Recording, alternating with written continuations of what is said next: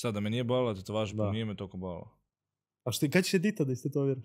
To sam gledao. Editu hoću da istetoviram ako ona hoće vaj. A ako ona neće vaj?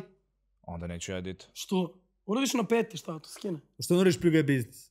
Viš kao što ja imam ovdje. Ako mi platiš. Na peti. Ako ti plati? Da. Ako uđete u dobar deal, ajde. Može, brate, uđi. Dovede kera. Upadaj. Andrija, vidi, pošto si prošli put ispalio i nismo imali tetu majstora, a ja sam u prazno ovako se kurčio, došao je brat.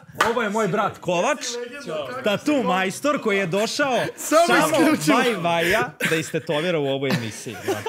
Samo da znaš. On je gospodin, da.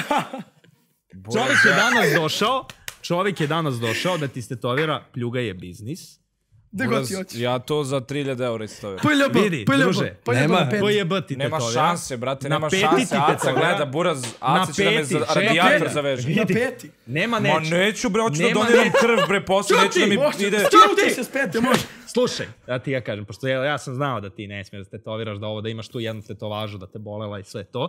Slušaj se ovako. Tetovira se na peti. Na peti ti izbledi posle 2 nedelje. Ali hoću da doniram krv, brate. Nema to, Cristiano Ronaldo donira 6 mjeseci treba. Cristiano Ronaldo donira krv. Cristiano Ronaldo donira krv. Neću bre da radim, izvini, brate. Čekaj bre.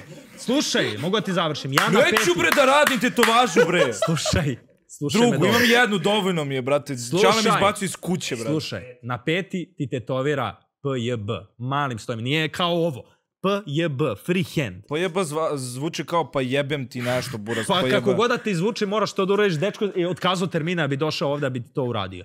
Na peti za 2 nedelje ti izbledi. Ja znam celu priču i znam da nećeš ovdje jer nemaš mesta ili ovdje jer to šta već. Raditi na peti gdje ti posle 2 nedelje izbledi. Neću da radim. A ja radim vaj na peti.